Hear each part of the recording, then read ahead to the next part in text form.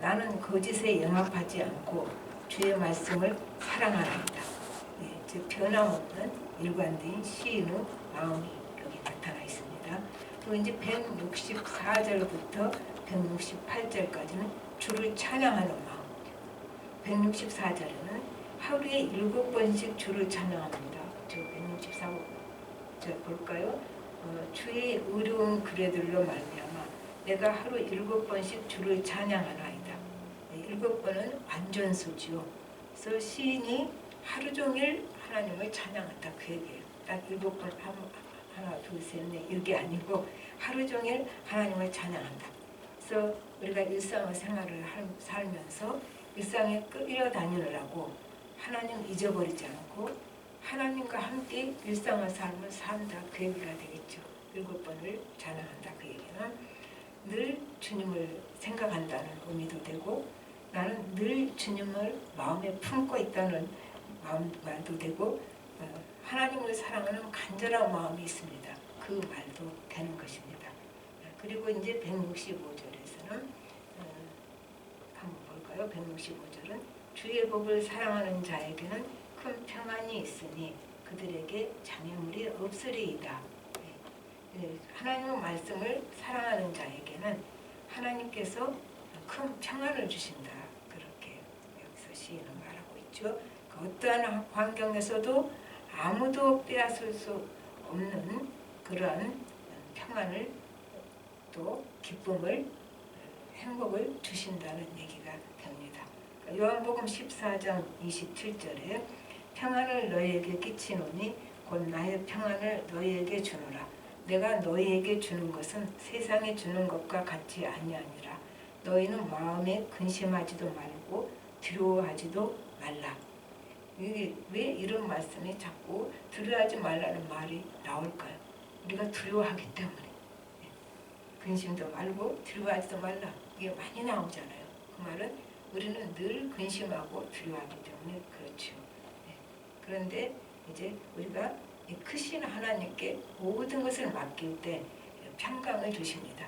그러니까 우리는 맡기고 사는 것 같이 느끼지만 때때로 시시로 한번 보세요. 진짜 맡기고 사나. 이걸 어떡하지? 이거 안 맡긴 거예요. 이거 어떻게 해야 되지? 안 맡긴 거죠. 맡겼다면 어떻게 해야 되지? 거기 좀 할 게 없잖아요. 그러니까 우리가 맡긴 것처럼 생각을 하고 있지 실질적으로 사사건건 모든 것을 하나님께 맡기는 것은 아니에요.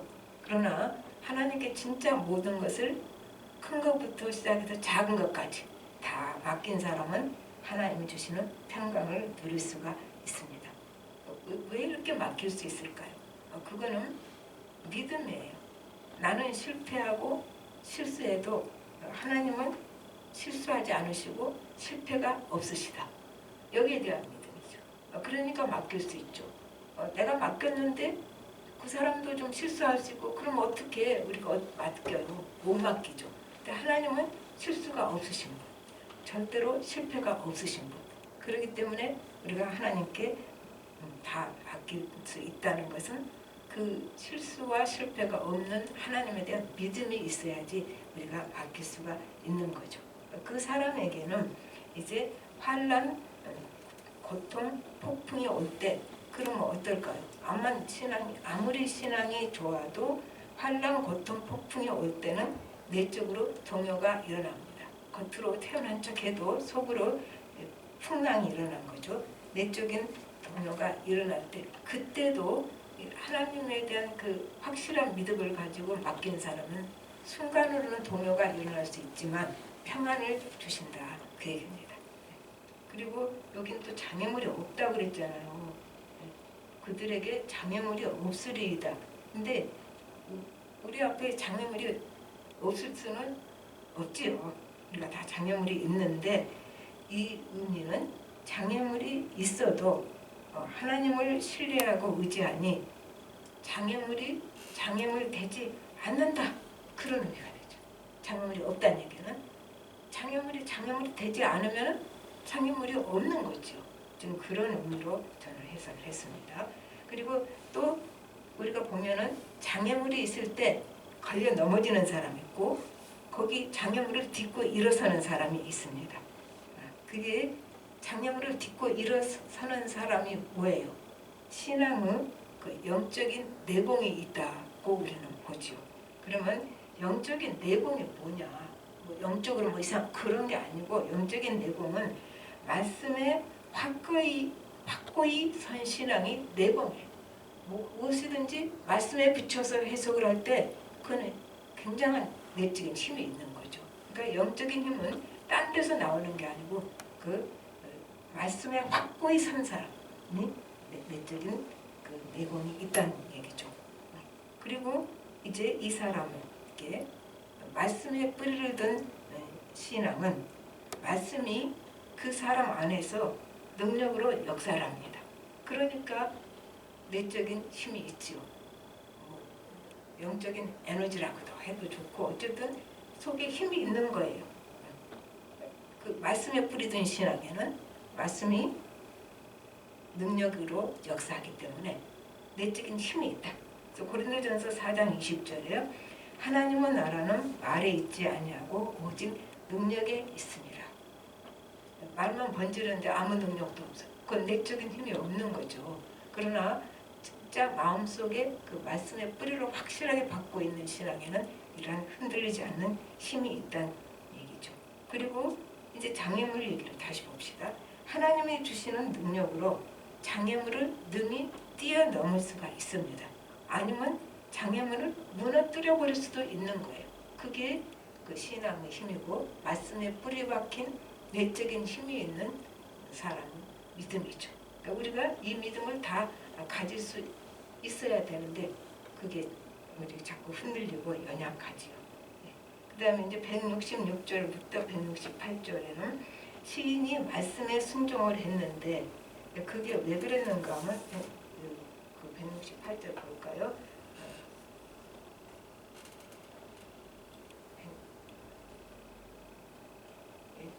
168절에 내가 주의 법도들과 증거들을 지켰사오니 나의 모든 행위가 주 앞에 있음이니이다.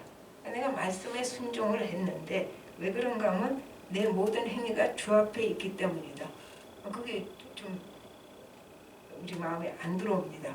그래서 세번역과 NIV 둘 같은 내용이에요. 뭐라고 써졌냐면 내가 가는 길을 주께서 모두 아시니까 그래서 내가 말씀에 순종했다. 하나님 다 아시고 계시니까 내가 가는 길을 그럼 어디서 본 구절 같죠? 욥기서 23장 10절 내가 가는 길을 그가 아시나니 그가 나를 단련하신 후에는 내가 승금같이 되어 나오리라. 이게 욥이 하나님의 구제 속에서 고백한 말이에요. 내가 앞을 봐도 안 계시고 뒤를 봐도 안 계시고 옆을 봐도 안 계시다. 하나님의 구제 속에 철저히 그 외롭고 소외된 상황에서 이제 이 고백을 하게 되는 거죠. 그러니까 나는 어렵고 힘든데 하나님이 침묵하는 시간 힘들죠. 그러면 이제 뭐라고 해요? 어찌하여 또 왜 내게 그래도 조금 더 나가서 언제까지 그런 질문을 하게 되는 거죠.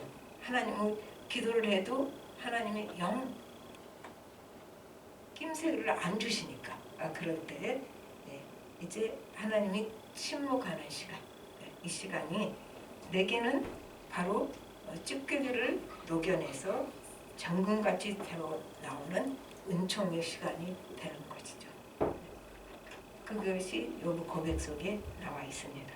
그 다음에 169절부터 170까지 이제 내 기도가 주님 앞에 상달되게 하시고 말씀으로 하나님의 뜻을 깨닫게 하소서. 이렇게 두 가지 말이 나오는데요. 기도할 때 말씀을 깨닫게 된다 그 말이죠. 기도도 않고 어떻게 말씀을 줄줄줄 다 깨달을 수 있을까요? 기도할 때 말씀을 깨닫게 된다. 그래서 하나님이 말씀을 깨닫게 해 주셔야지 말씀 속에 있는 하나님의 뜻과 하나님 마음을 우리가 알 수 있는 거죠. 그래서 말씀으로 하나님 뜻을 깨닫게 하소서 그렇게 얘기가 되는 겁니다. 그다음에 170절을 보면은 그리고 이제 약속의 말씀대로 어려운 상황에서 나를 건져주소서. 이 기도 우리 그거 다 해야 돼요. 무슨 교만으로 내가 기도해봤자 그건 참 교만한 말. 기도해봤자가 아닙니다. 어떠한 어려운 상황에서도 나를 건져달라고 기도해야 돼요. 그리고 그 기도한 것은 그냥 하라 그랬으니까 한다. 그거 아니에요. 기도는 반드시 응답된다. 믿고 구한 것은 받은 줄로 알라 그랬으니까 응답된다. 물론 내가 원하는 응답은 아닐 수 있어요. 그러나 가장 좋은 응답이 옵니다. 그럼에도 불구하고 우리가 기도를 잘 안 해요. 이게 무슨 배짱인지 모르겠어요. 우리가 기도를 하면 내가 이렇게 해주세요. 그렇게 안 돼요. 그러나 내가 이렇게 해주세요 보다 훨씬 좋은 응답을 하나님께서 반드시 주십니다. 그러니까 기도에는 응답을 주신다. 그 성경에 간구하라고 그랬잖아요. 그리고 응답을 주신다고 그랬잖아요. 그러니까 우리는 그 말씀을 믿어야 돼요. 그리고 어떠한 상황에도 기도를 해야 돼요. 교회가 기도가 식어지면 믿음도 식어져요. 기도 없어도 말씀만 있으면 된다. 인간이 그렇게 되질 않아요.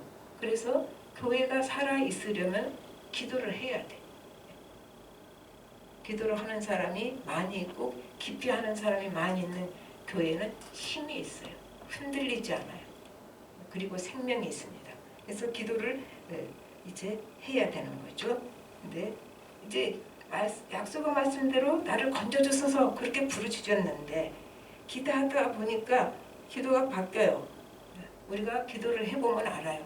처음에 시작한 기도가 끝까지 갑니까? 보면 기도 내용이 바뀌어지는 걸 알 수 있어요. 깊이 기도를 안 하면은 똑같은 사람 백날 똑같은 기도 하겠죠. 그러나 기도를 하다 보면 내 기도가 바뀌어요. 그래서 그 흑인 영가에 나는 이 말이 참 좋습니다. 이 산을 옮기지 마시고 내가 이 산을 넘어갈 힘을 주소서. 그런 찬양이 있어요. 멋지잖아요. 그러니까 어떠한 상황도 내가 견뎌내고 이겨내고 극복할 수 있는 힘이 있다는 건 참 아름다운 거잖아요. 또 크리스찬으로서 얼마나 그 강한 고백이 됩니까? 어떠한 어려움도 넘어갈 수 있고 이겨낼 수 있고 견뎌낼 수 있는 힘. 그게 내 힘이요? 아니죠. 하나님 주신 힘이죠. 그러니까 하나님께 그 힘을 구하는 거죠. 내가 이 산을 넘어갈 힘을 주소서. 그렇게 찬양을 하는 거죠. 또 그렇게 기도를 하다 보면은 이제 너무 억울하고 화가 나서 내가 이렇게 억울한 걸 당해도 됩니까? 그렇게 기도를 했는데 나를 헛된 인간으로 매도하는 사람들을 내가 그들을 위해서 기도할 때 하나님 뭐라고 그래요? 불쌍히 여기고 용서해라 하시잖아요. 그러니까 기도가 바뀌어버리는 거죠. 그리고 나한테 맡겨라. 나한테 나를 못살게 하는 사람은 네가 책임지려고 하지 말고 나한테 맡겨. 내가 알아서 처리할게. 참 우리는 편한 사람이에요. 그 원수가 나를 괴롭히는데 그거를 내가 복수하려고 막 그 상처를 되씹고 용서 안 하고 그 사람보다 내가 훨씬 더 지옥 같은 생활을 하는 거죠. 그런 바보짓이 어디 있어요? 그러니까 하나님께 맡기면 내가 알아서 처리할게. 끝났어요. 그게 뭡니까? 기도해. 하나님, 내가 이번에 정말 억울해서 많이 상처를 받았습니다. 그랬냐? 맡겨라. 내가 책임질게. 내가 알아서 처리할게. 그렇게 맡길 때 우리가 불쌍히 여길 수 있고 사랑할 수 있고 용서할 수 있는 힘이 오는 거죠. 그래서 발 뻗고 쭉 잠잘 수 있죠. 그러기 때문에 언제나 평강할 수 있는 거죠. 근데 그게 안 되니까 힘이 들고 잠도 안 오고 그런 거죠. 억울해서 우리가 늘 그 기도를 할 때 하나님께서는 그 기도에 응답해 주신다는 거. 저 사람 좀 혼 좀 내주세요. 그렇게 기도할 수도 있잖아요. 그런데 나중에 기도가 바뀐다니까요. 그러니까 기도는 반드시 어쩐다고요? 응답된다. 그리고 이제 171절부터 172절까지는 말씀의 뜻을 가르쳐 주시니까 이제 하나님의 말씀 속에는 뭐가 있습니까? 하나님의 사랑이 들어있는 거예요. 하나님의 사랑을 깨닫고 이제 주를 찬양합니다. 그렇게 나와요. 171절 보십시오. 주께서 율례를 내게 가르치심으로 내 입술이 주를 찬양하리이다. 그렇잖아요. 또 이제 172절에도 주의 모든 계명들이 의로움으로 내 혀가 주의 말씀을 노래하리이다. 말씀을 가르쳐 주시면 이렇게 찬양이 나오는 거죠. 왜 그래요? 하나님을 알게 되니까 하나님에 대한 찬양이 나올 거 아닙니까? 그래서 입술에 찬양이 넘쳐 흐르는 거예요. 그러면 하루에 7번 찬양이 또 연결이 되죠. 네. 입술에 찬양이 가득 차면 넘쳐 흐르는 거잖아요. 차야 넘쳐 흐르죠. 차지도 않았는데 넘쳐 흐르니까. 그러니까 하나님이 나에게 그 말씀의 뜻을 가르쳐 주실 때 내 심령이 깨어나면 늘 입술에 찬양이 가득 차서 넘쳐 흐르게 된다 그 말입니다. 그 다음에 이제 173절에서는 주의 선이, 주의 선은 늘 행동하시는 선이 행동하시는 선, 행동하시는 하나님. 그러니까 그 하나님이 내 삶에 개입하셔서 나를 도와주십시오. 그렇게 기도를 하는 거죠. 그리고 174절부터 175절까지는 이제 내가 주의 구원을 사모하오니 내 영혼을 살게 하소서. 이게 굉장히 중요한 거죠. 그리고 175절 후반부에서는 주의 규례가 나를 돕게 하소서. 주의 규례가, 말씀이 나를 돕게 하소서. 말씀이 능력으로 내 삶에 역사하게 하소서. 그거를 말씀이 나를 돕게 하소서. 그렇게 말할 수 있죠. 그리고 이제 구원을 사모하오니 내 영혼을 살게 하소서. 이게 굉장히 영혼이 살면 다 삽니다. 코로나 팬데믹에서 사람들이 굉장히 무력해졌어요. 또 개인적으로 맞닥뜨린 힘든 상황이 나를 굉장히 무력하게 만들 수 있어요. 우리가 그런 상황 자꾸 부딪히잖아요. 우리는 그렇게 사는 거죠. 인간이 사는 세상이. 내가 무력증에 빠지게 하는 이런 일이 일어날 때 내 영혼이 살면은 이제 그러면 괜찮은 거예요. 내 영혼이 살면 내 영혼에 주님의 생명이 넘쳐나면은 두려움이 사라집니다. 주님의 생명이 넘쳐나는데 뭐가 두렵습니까? 두려움이 사라지고 용기가 생기고 그리고 삶의 의욕이 생겨요. 그러니까 무력증에서 벗어나는 거죠. 삶의 의욕이 생기고 그리고 하나님을 바라보니까 하나님이 주신 지혜로 삽니다. 그래서 내 영혼이 살게 하소서. 이건 굉장히 중요한 기도예요. 나는 이 기도가 참 좋습니다. 뭐 내가 이렇게 되게 해주세요보다 내 영혼이 살게 하소서. 내 영혼을 소생시키시고 내 영혼에 새 힘으로 충만케 해주십시오. 이제 지금 이 기도가 나오는 거죠. 그런데 176절 마지막 절입니다. 이른 양같이 내가 방황하오니 주의 종을 찾으소서. 내가 주의 계명들을 잊지 아니하매니이다. 아니 지금까지 찬양하고 뭐 계명을 지키고 사랑하고 했는데 마지막에 이른 양으로 끝난대요. 너무 이 시편 19편이 176절을 보면은 재미난 느낌이 들어요.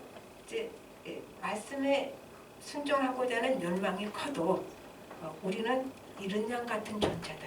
결국 그걸 지금 시편 119편 기자가 고백하고 있는 거죠. 그러니까 주님이 나의 목자 되셔서 나를 찾아주시고 돌봐주시고 지켜주소서. 목자가 그런 거잖아요.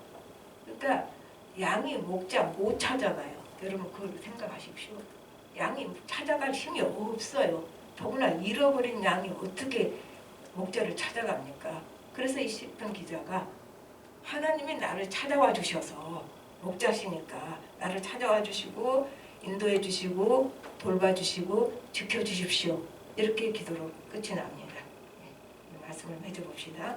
하나님을 말씀을 사모하고 읽고 듣고 깨달으면 이제 말씀으로 끝나는 게 아니에요. 말씀이 내 마음, 내 입, 내 뜻, 내 감정, 내 양심까지 주장을 합니다. 말씀의 지배를 받는 사람이죠. 그래서 우리 삶 전체가 하나님은 말씀의 지배를 받는 삶이 되죠. 그러면 이게 뭐라고요? 말을 바꾸면 이게 성령 충만한 삶이에요. 말씀이 나를 완전히 지배하는 거. 그러면 또 바꾸면 어떻게 해요? 하나님이 나를 온전히 지배하는 삶이에요. 하나님이 내게 온전히 주인 되는 삶. 그게 성령 충만한 삶이에요. 그 성령 충만은 우리 조금 잘못 불같이 뛰어다니면 성령 충만인 줄 아는데 그거 아니에요. 그게 아니고 정말 하나님이 내 주인으로서 나를 장악하고 있는 거. 그래서 내 언행 심사가 다 하나님 뜻대로 지배받을 때 그게 성령 충만한 삶이 됩니다. 하나님 말씀을 받아들인 사람은 복받은 사람이에요. 119편 1절 2절에 바로 그게 나오죠. 복이 있다. 하나님 말씀을 받아들인 사람은 복받은 사람이다. 또 말씀이 들어오면은 지금 119편에 계속 나오는 얘기예요. 본능적으로 말씀대로 살고자 하는 간절한 열망이 생깁니다. 그런데 그것이 이 119편의 전체의 그 시인은 말씀대로 살고자 하는 열망이 아주 배어 있어요. 잘 녹아 있죠. 그런데 119편 자체를 한마디로 한다면 하나님에 대한 찬가잖아요. 말씀에 대한 찬가잖아요. 그런데도 시인이 말씀대로 사는 것이 자기 힘으로는 불가능하다는 것을 고백하는 것이 176절이에요. 나는 이른 양 같습니다. 내가 애써도 나는 말씀대로 살 수가 없습니다. 그래서 이제 나는 전적으로 하나님께 내 자신을 의탁합니다. 우리가 말씀대로 살아야지 말씀대로 살 수 있는 사람이 없어요. 그게 인간의 무능력이에요. 그걸 우리는 인정해야 되죠. 그러니까 시편 기자는 계속해서 이 말씀에 대해서 찬양을 하고 순종하겠다고 여러 가지로 얼마나 깁니까? 176절인데 그렇게 했음에도 결국에는 자신의 무능을 깨닫게 됩니다. 그리고 하나님께 전적으로 의탁하게 되는 거죠. 그러니까 나는 이른 양같이 여기 방황하다는 말이 나와요. 176절에 이른 양같이 갈 바를 모르고 방황하오니 나를 찾아서 인도해 주십시오. 그렇게 말을 합니다. 그러나 시편 기자가 하나님 앞에 내놓는 게 있어요. 나는 내가 주의 계명들을 잊지 아니합니다. 이게 하나님 앞에 내놓는 거예요. 시편 기자. 나를 이렇게 인도하소서. 왜냐하면은 나는 말씀을 내 마음에 품고 있는 사람입니다. 그거예요. 그러니까 우리가 내놓을 수 있는 건 나는 이 말씀을 믿습니다. 내 말씀을 마음속에 품고 믿습니다. 이게 우리 하나님 앞에 나를 그러니까 인도해 주시고 목자 되시고 할 수 있는 근거가 된다는 얘기입니다. 그러니까 말씀을 품고 있는 사람입니다. 이 시편 기자가 고백할 때는 나는 하나님을 품고 있는 사람입니다. 그 말로 바꿔도 돼요. 말씀은 바로 하나님을 나타내십니다. 그래서 나는 하나님을 품고 있는 사람입니다. 우리도 마찬가지죠. 이게 바로 우리 얘기예요. 시편 기자 얘기가 아니라 우리 얘기예요. 우리도 복음을 받아들여서 복받은 사람. 복음이잖아요. 복 있는 말씀이잖아요. 우리가 복음을 받아들여서 복받은 사람이고 또 우리는 하나님을 따라가고 예수님을 닮고자 하는 그런 간절한 마음이 다 있어요. 아무리 엉터리같이 살아도 진짜 마음에 하나님이 있는 사람은 하나님 뜻대로 살고자 하는 간절한 마음이 있어요. 그런데 우리 힘으로는 이것이 불가능하다는 얘기예요. 그걸 우리는 인정해야 돼요. 내가 노력해서 내가 말씀대로 살 수 있는 건 아니다고. 그래서 우리 힘으로는 이것이 불가능하니까 하나님께서 어떻게 하셨습니까? 성령이 우리 안에 내주하고 계셔서 우리 안에 계셔서 우리와 함께 다니시면서 직접 우리를 말씀으로 끌고 가십니다. 한번 생각하면 굉장히 감격스럽지 않아요? 성령이 내 안에 내주하셔서 말씀으로 역사하시며 우리를 말씀대로 끌고 가신다는 얘기입니다. 이게 참으로 우리는 복받은 사람이라고 고백할 수 있는 근거입니다. 우리 다 같이 기도하겠습니다. 하나님 아버지, 주님 은혜를 감사를 드립니다. 우리가 말씀을 받아들여서 복음을 받아들여서 구원을 받았고 우리 마음에 하나님이 계십니다. 그런데도 우리는 연약하고 무능하고 우리 죄성이 우리를 내버려 두지 않고 끌고 가는 대로 우리는 끌려갑니다. 그래서 말씀대로 살지를 못하는 무능함을 우리가 이 시간 고백합니다. 성령님께서 말씀을 도구 삼아서 말씀과 함께 우리를 인도하여 주셔서 하나님 뜻대로 살고 하나님의 능력으로 살고 하나님의 지혜로 살고 어떤 상황도 능히 넘어가고 견뎌내고 이겨낼 수 있고 극복할 수 있고 승리할 수 있는 사람 될 수 있도록 역사하여 주시옵소서. 모든 말씀 예수님으로 기도합니다. 아멘. 네.